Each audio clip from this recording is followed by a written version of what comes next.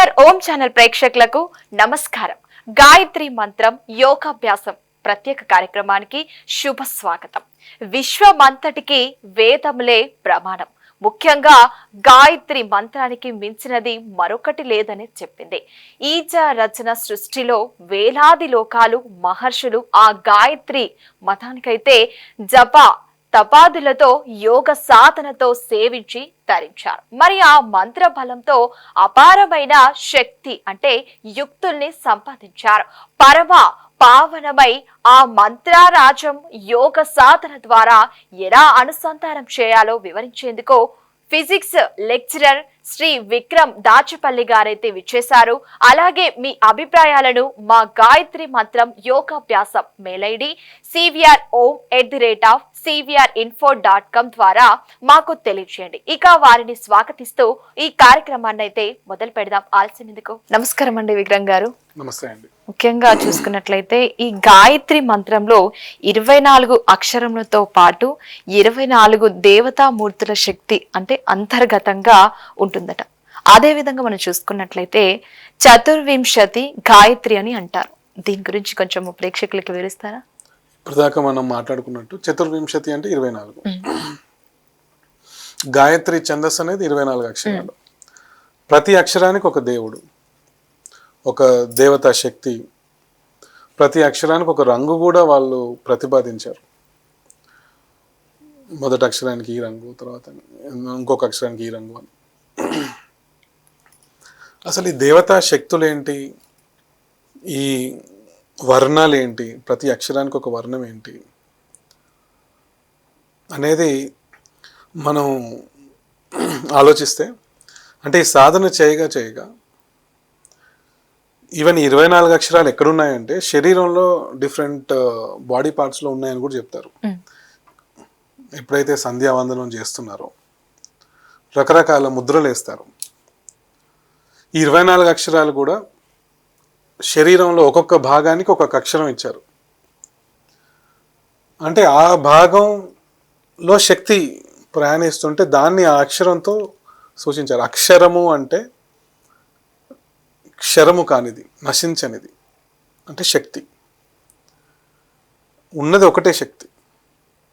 ఆ శక్తి ప్రయాణిస్తున్నప్పుడు రకరకాలుగా ఇట్ టేక్స్ డిఫరెంట్ ఫార్మాట్స్.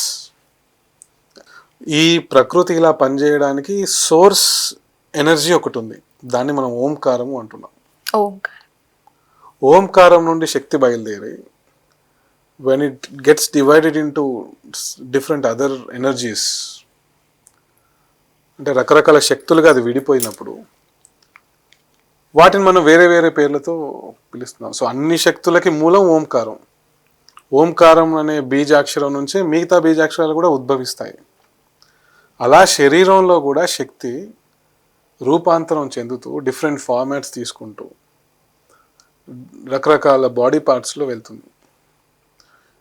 ఈ విశ్వము, ఈ మనం సోలార్ సిస్టమ్, గెలాక్సీ, కాస్మాస్, ఆ స్థాయిలో మనకు ఈ విశ్వం అనేది ఎంత కాంప్లికేటెడ్గా అనిపిస్తుందో అంతరంగా మన శరీరంలో కూడా అంతే కాంప్లికేటెడ్ థింగ్స్ జరుగుతున్నాయి. లేకపోతే ఒక హార్ట్ ఫంక్షన్ అవ్వడం ఏంటి, ఒక కిడ్నీ ఫంక్షన్ అయ్యి వీటన్నిటికీ కనెక్షన్స్ ఉండి అంత పర్ఫెక్ట్గా మన బాడీ ఎలా ఫంక్షన్ అవుతుంది? It's a miracle. అంటే ఒక అద్భుతం యాక్చువల్లీ అది. సో విశ్వములో శక్తి ప్రయాణం ఎంత కాంప్లికేటెడో మన శరీరంలో కూడా అంతే కాంప్లికేటెడ్. సో మన శరీరంలో కూడా ఒక విశ్వం ఉందన్నమాట. మన శరీరంలో కూడా ఒక సూర్యుడు ఉన్నాడు, మన శరీరంలో ఒక చంద్రుడు ఉన్నాడు. ప్లానెట్స్ అన్ని మన శరీరంలో ఉన్నాయి. ప్లానెట్స్ అంటే ఫిజికల్గా ప్లానెట్స్ ఉండడం కాదు.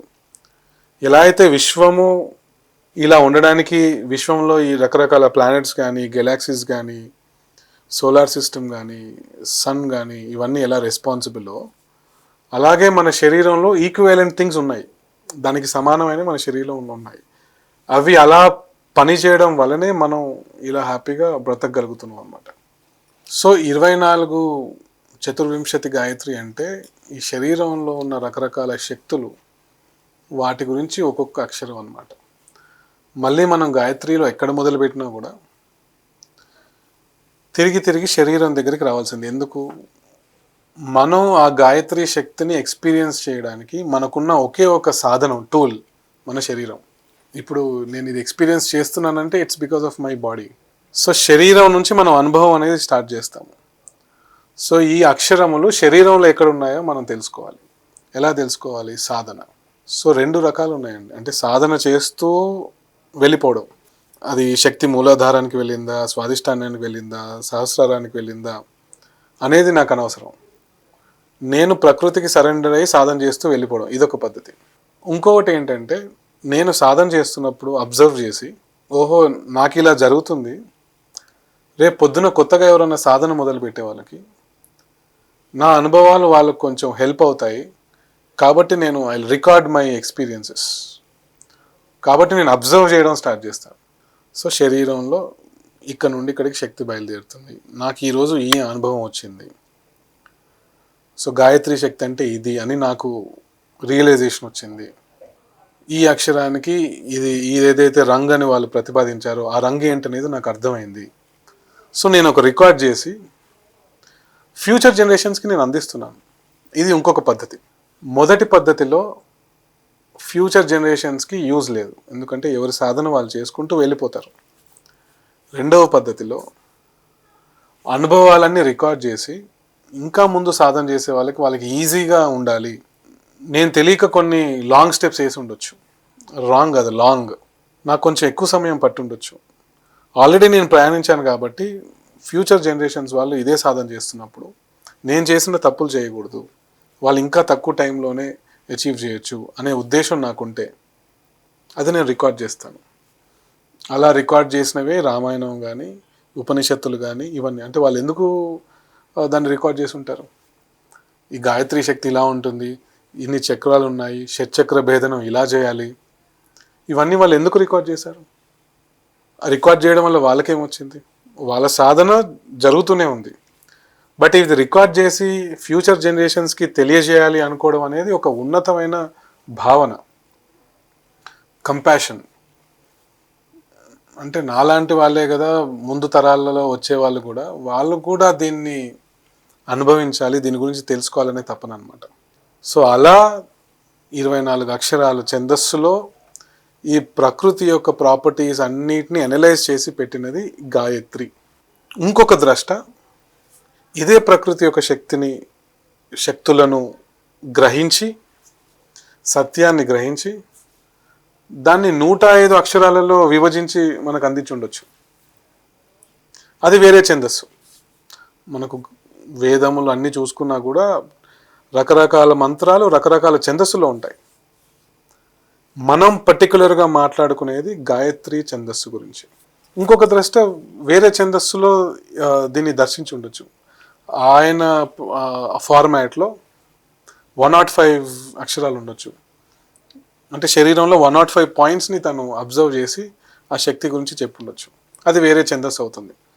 సో ఏదైనా కూడా మనం గాయత్రి గురించి మాట్లాడుతున్నాం కాబట్టి దీంట్లో ఈ 24 అక్షరాల క్లాసిఫికేషన్ ఉంది. ఈ 24 యాంగిల్లో మనం ప్రకృతిని చూస్తాం. ప్రకృతిని ఏ వ్యూ పాయింట్లైనా చూడొచ్చు 360 డిగ్రీస్లో. This is one of the view point Gayatri అనేది.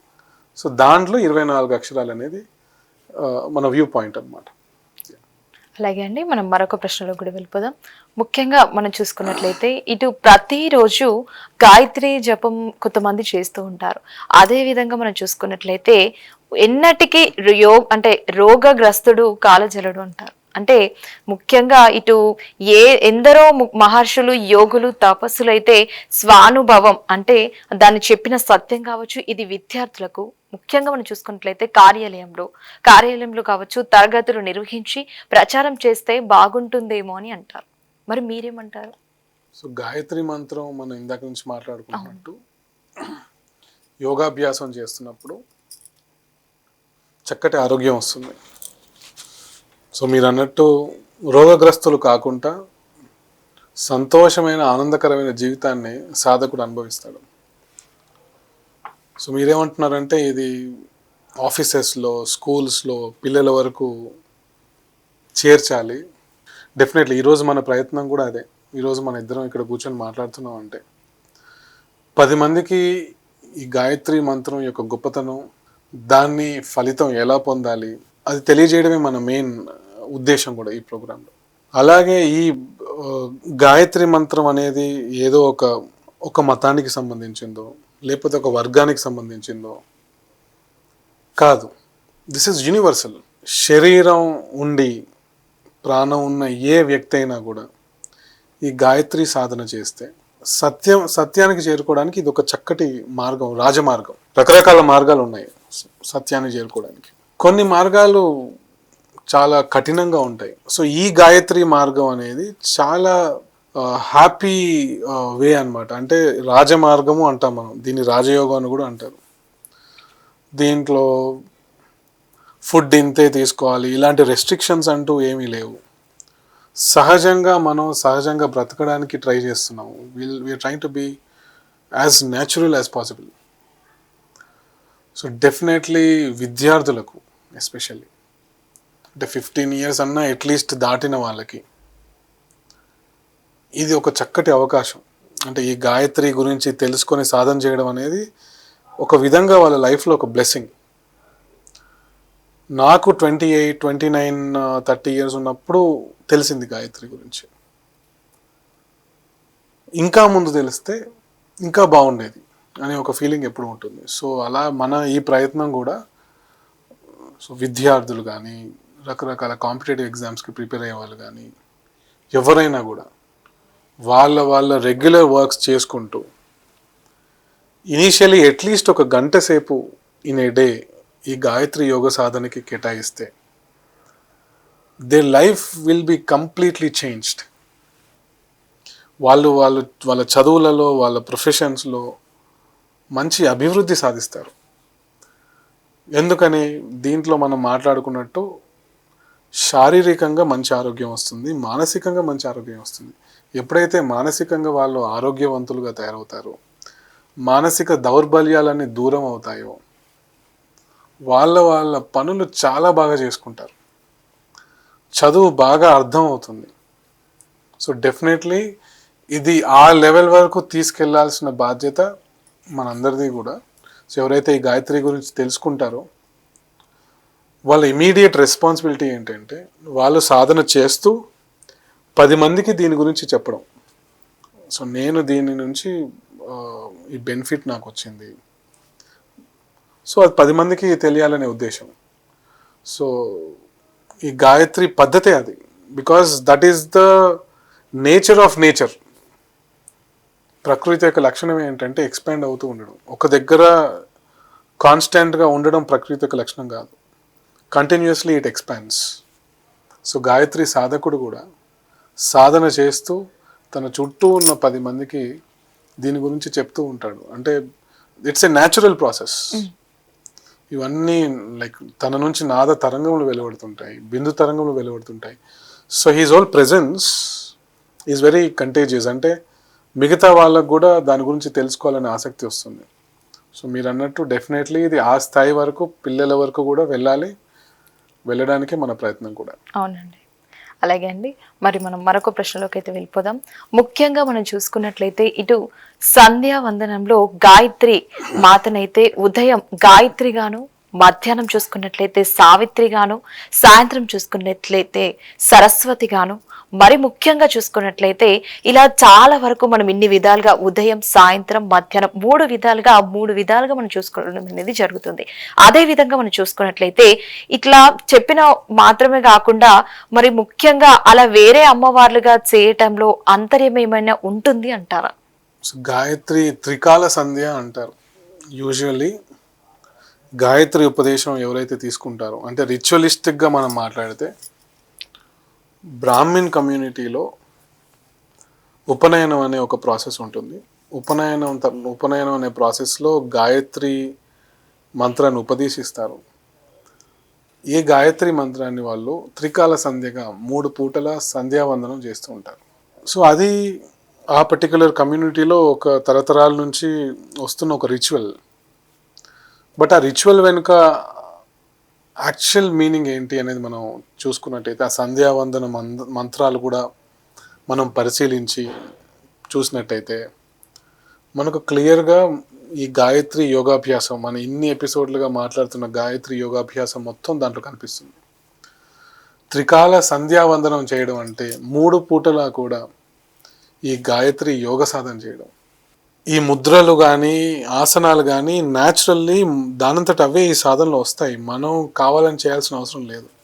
సో ఈ 3 పూటలు అనేది ఎందుకు పెట్టారంటే ఉదయం, మధ్యాహ్నం, సాయంత్రం. ఇదొక క్లాసిఫికేషన్.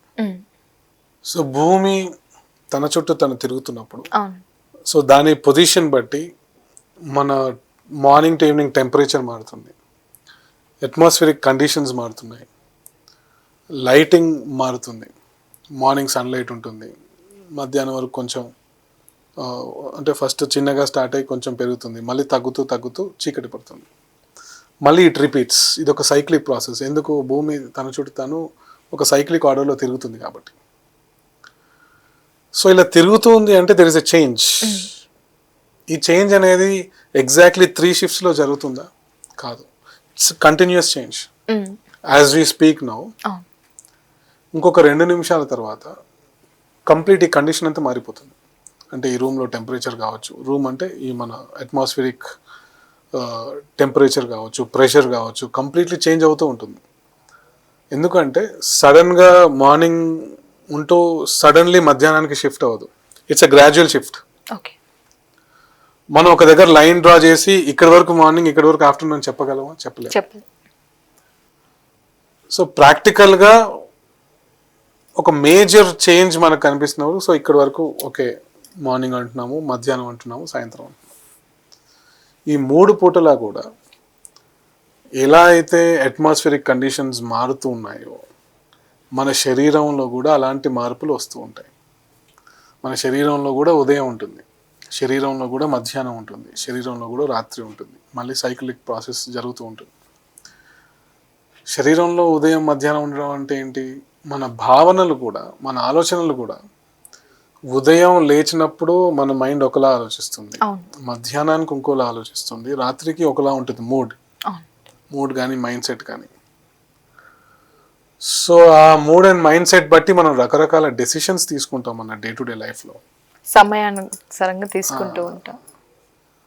కాబట్టి ఈ డెసిషన్స్ తీసుకోవడంలో మూడ్ రోల్ అయితే ఏదైతే ఉంటుంది. కాబట్టి కొంతమంది ఏం చెప్తారంటే ఇది రాహుకాలము, అవునండి, ఈ రోజు ఇది మంచి ముహూర్తం లేదు, రేపు మంచి ముహూర్తం ఉంది అంటారు. ఎందుకని? ఈ షిఫ్ట్ జరుగుతుంది కాబట్టి ఈ పర్టికులర్ టైంలో మూడ్ స్వింగ్స్ ఇలా ఉండే అవకాశం ఉంది. అమావాస్య రోజు ఒక రకంగా ఉంటుంది, పౌర్ణమి రోజు ఒక రకంగా ఉంటుంది. సో ఆ మూడ్ స్వింగ్స్ ఉన్నప్పుడు మనం ఏదైతే డెసిషన్ తీసుకుంటామో there is high chance that it may go wrong. ఒక రాంగ్ డెసిషన్ అయ్యే ఛాన్స్ ఉంది. మన ఆవేశంలో తీసుకునే డెసిషన్స్ వల్ల చాలా సఫర్ అవుతూ ఉంటాం. అంటే ఆవేశంలో మన ఆలోచన అనేది 100% పనిచేయదు. ఏదో ఎమోషన్లో, ఆలోచనలో డెసిషన్ తీసుకోవడం వల్ల దాని రిపర్కషన్స్ అనేవి ఉంటాయి. దాన్ని బట్టి ముహూర్తములు, రాహుకాలం ఇలా చెప్పారు. కానీ గాయత్రి సాధన దగ్గరకు వచ్చేప్పటికీ వీటన్నిటికీ అతీతంగా, ముహూర్తాలకు, రాహుకాలానికి, వీటికి అతీతంగా ప్రకృతికి సరెండర్ అయిపోయి ఏది ఎలా ఉన్నా దాన్ని ఆనందంగా స్వీకరించే ఒక మైండ్ సెట్ని మనం సంపాదిస్తాం. ఇది మంచి, ఇది చెడు, లేకపోతే ఇది నాకు కావాలి, ఇది వద్దు. సో ఇలాంటి భావనలకు అతీతంగా ప్రకృతి ఎలా ఉంటే సహజంగా ప్రకృతిలో మమేకమై ఉండడం అనేది సాధన చేయగా చేయగా చేయగా ఒక సాధకుడు ఆ స్థితికి వెళ్తాడు. సో ఆ స్థితికి వెళ్ళే ప్రాసెస్లో ఈ త్రికాల సంధ్య అంటే ఉదయం ఉన్న మూడ్ని బట్టి ఏదైతే మనం ఈ మానసికంగా జడత్వాన్ని సంపాదించుకుంటామో, అంటే మురికి మనం ఆ ఇంప్రెషన్స్ ఏవైతే కలిగించుకుంటామో అది వాషౌట్ చేయడానికి మార్నింగ్ సంధ్యావందనం లేదా గాయత్రి. దానికి ఒక క్వాలిటీ ఉంటుంది కాబట్టి ఆ క్వాలిటీని ఏదో ఒక పేరుతో పిలవాలి కాబట్టి గాయత్రి దేవి అంటున్నారు. అదే మధ్యాహ్న సమయంలో మన మూడ్ ఒక రకంగా ఉంటుంది, మన ఇంప్రెషన్స్, మన మెమరీస్. ఇప్పుడు మన మూడ్ బట్టి ఏదన్నా ఒకరోజు మన మూడ్ బట్టి పాతగా ఎప్పుడో జరిగినవి కూడా మనకు పాపప్ అవుతాయి. సపోజ్ మూడ్ బాగాలేదనుకోండి, అంతకుముందు మూడ్ బాగాలేని విషయాలన్నీ గుర్తొచ్చి ఇంకా ఇంకా అది రెట్టింపు అవుతూ ఉంటుంది. హ్యాపీగా ఉన్నాం అనుకోండి, సో అంతకుముందు ఉన్న మెమరీస్ కూడా అలాంటివి పాపప్ అవుతాయి. సో ఇది సహజంగా మైండ్లో జరిగే ఒక ప్రక్రియ. సో అలాగే మధ్యాహ్నం టైంలో ఏవైతే మైండ్ సెట్ ఉంటుందో ఆ మైండ్ సెట్ తాలూకు ఇంప్రెషన్స్, జడత్వం ఏదైతే ఉందో దాన్ని వాషౌట్ చేయడానికి మధ్యాహ్నం గాయత్రి సంధ్య ఉంది. దానికి ఒక డిఫరెంట్ క్వాలిటీ ఉంటుంది కాబట్టి ఆ శక్తికి ఇంకో పేరు పెట్టుకున్నారు, సావిత్రి అని, సావిత్రి అమ్మవారు అని, వాటెవర్. అంటే పామర స్థాయిలో ఉన్న వారికి వాళ్ళకు వ్యక్తులు మాత్రమే అర్థం అవుతాయి, శక్తులు అంటే అర్థం కాదు. So we personify the energy. ఈ పర్టికులర్ శక్తిని మన సావిత్రి అమ్మవారు అంటే పామర స్థాయి వారికి ఏమనిపిస్తుంది అంటే ఓకే, మధ్యాహ్నం సాధన చేయడం వల్ల సావిత్రి శక్తి నాకు లభిస్తుంది అనుకుంటారు.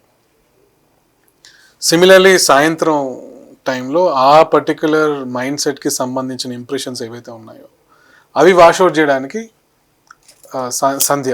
సంధ్యావందనం ఉంటుంది.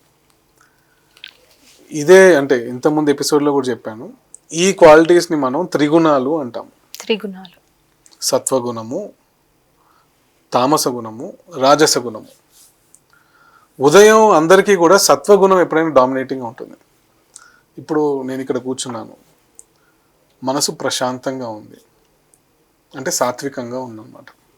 సాత్వికంగా ఉండడం అంటే కామ్గా, పీస్ఫుల్గా, అలా పీస్ఫుల్గా ఉండడాన్ని సాత్వికంగా ఉండడం అంటారు. ఆకలి వేయడం, నిద్ర రావడం, ఇలాంటివి అన్నీ తామస గుణ ప్రధానమైనటువంటివి. సో ఇప్పుడు ప్రస్తుతానికి నేను సత్వగుణము, ఇప్పుడు కామ్గా ఉన్నంత మాత్రాన కంప్లీట్లీ సత్వగుణమా అంటే కాదు. సో పర్సంటేజ్ ఆఫ్ సత్వగుణం ఈజ్ మోర్. అంటే ఒక పర్టికులర్ టైంలో మనిషిలో త్రిగుణాలు వాటి పర్సంటేజెస్లో ఉంటుంది. ఎప్పుడైతే సత్వగుణం హై పర్సంటేజ్ ఉంటుందో అప్పుడు మన మైండ్ సాత్వికంగా ఉంటుంది, ఎందుకు అది ఎక్కువ డామినేటింగ్గా ఉంది కాబట్టి. ఉదయం టైంలో లేవగానే అందరికీ సత్వగుణం డామినేటింగ్గా ఉంటుంది. అందుకే మార్నింగ్ మనకి కొంచెం ఫ్రెష్గా, పీస్ఫుల్గా, కామ్గా ఉంటుంది మన మైండ్ సెట్. అదే మధ్యాహ్నం వచ్చేప్పటికీ నిద్ర రావడము, కొంచెం అలసత్వము, ఈ టైప్లో ఉంటుంది, విచ్ ఇస్ తామసము. అదే సాయంత్రం అయ్యేసరికి రాజస గుణం డామినేటింగ్గా ఉంటుంది. సో ఈ మూడు గుణాల తాలూకు ఇంప్రెషన్స్ ఏవైతే మన మైండ్లో ఆల్రెడీ ఉన్నాయో, శరీరంలో ఏవైతే ఉన్నాయో, ఎప్పుడైతే ఫర్ ఎగ్జాంపుల్ తామస గుణం డామినేట్ చేసినప్పుడు మనం అవసరమైన దానికంటే ఎక్కువ తింటాము, అవసరమైన దానికంటే ఎక్కువ నిద్రపోతాము. అవన్నీ శరీరాన్ని డ్యామేజ్ చేస్తున్నాయి నాకు తెలియకుండానే. అంటే అవి ఇంప్యూరిటీస్గా మన శరీరంలో ఉంటున్నాయి, ఫ్యాట్ రూపంలోనో whatever it is. So ఈ గాయత్రి సాధన ఎప్పుడైతే చేస్తామో అలా మనం తెలియక మన శరీరంలో కలిగించుకున్న ఇంప్యూరిటీస్ కానీ, మానసికంగా కలిగించిన ఇంప్యూరిటీస్ కానీ వాష్అవుట్ అయిపోతాయి. అంటే వీఆర్ క్లెన్జింగ్. సో అందుకే త్రికాల సంధ్య అంటారు. సో ఈ మూడు రకాల, అంటే యాక్చువల్లీ మనం మూడే ఉన్నాయా గుణాలంటే కాదు. సో ఇదొక క్లాసిఫికేషన్. ఇంకా సత్వగుణాన్ని ఇంకా లోతుగా ఆలోచించి సత్వగుణాన్ని ఇంకా మూడుగా కూడా క్లాసిఫై చేయొచ్చు, అంత సూక్ష్మంగా వెళ్ళగలిగితే. బట్ ఎంతవరకు అవసరమో అంతవరకు. సో అందుకని త్రికాల సంధ్య, 3 పూటల గాయత్రి. కానీ నేను ఇంత ముందు కూడా చెప్పినట్టు ఈ గాయత్రి సాధన ఎవరైతే మొదలు పెడుతున్నారో ప్రారంభ దశలో కేవలం ఉదయం సాయంత్రం చేస్తే సరిపోతుంది, 3 పూటల అక్కర్లేదు. సో సాధనలో అభివృద్ధి చెందగా ఎన్నిసార్లు చేయాలి, ఎంతసేపు చేయాలి అనేది మనకే అర్థమవుతుంది. So that will guide us. మన లోపల ఉన్న శక్తి మనకు ఒక గైడింగ్ లైట్లా మారుతుంది. దాన్నే మనం అంతర్గురువు అంటాము. బాహ్యంగా ఒక గురువు ఇది గాయత్రి పద్ధతి, ఇది చెయ్యి అని చెప్పడం వరకే ఆయన రోల్. కానీ మనని నిత్యము నడిపించేది మనలో ఉండే అంతర గురువు. ఆ గైడింగ్ లైట్ ఎప్పుడు వస్తుంది? సాధనలో అభివృద్ధి చెందినప్పుడు. సో అప్పుడు మనం ఎన్ని పూటలు చేస్తే బాగుంటుంది అనేది మనకే అర్థమవుతుంది. చాలా సంతోషం అండి. మా సివిఆర్ ప్రేక్షకులకైతే ముఖ్యంగా ఈ గాయత్రి మంత్రం యోగాభ్యాసం గురించి చాలా చక్కగా, చాలా క్లుప్తంగా, చాలా వివరంగా తెలియజేయడం జరిగింది. చాలా సంతోషం అండి. నమస్కారం అండి. నాకు ఈ చక్కటి అవకాశం ఇచ్చిన సివిఆర్ బృందానికి అండ్ ఇది మన ఎపిసోడ్స్ని ఫాలో అవుతున్న ప్రేక్షకులందరికీ కూడా ధన్యవాదాలు. ఈ గాయత్రి మంత్రం గురించి అందరూ తెలుసుకోవాలనే సదుద్దేశంతో ఈ ప్రోగ్రాం చేస్తున్నాము. డెఫినెట్లీ ఆసక్తి ఉన్న వాళ్ళందరూ కూడా వారు ఇచ్చిన ఈమెయిల్ ఐడికి మీ వివరాలను తెలియజేయండి. నేను మిమ్మల్ని సంప్రదిస్తాను. ధన్యవాదాలు. చూశారు కదండి, ఇదండి ఇవాల్టి గాయత్రి మంత్రం యోగాభ్యాసం కార్యక్రమం. ముఖ్యంగా మాత విశిష్టత గురించి యోగాభ్యాసం ద్వారా ఎలా సాధన చేయవచ్చో చక్కగా వివరించారు. అలాగే మీ అభిప్రాయాలను మా గాయత్రి మంత్రం యోగాభ్యాసం మెయిల్ ఐడి cvr@cvrinfo.com ద్వారా మాకు తెలియజేయడం అనేది ముఖ్యంగా తెలియజేసినట్లయితే మరొక భాగంలో మళ్ళీ కలుద్దాం. అంతవరకు చూస్తూనే ఉండండి CVR Om. నమస్కారం.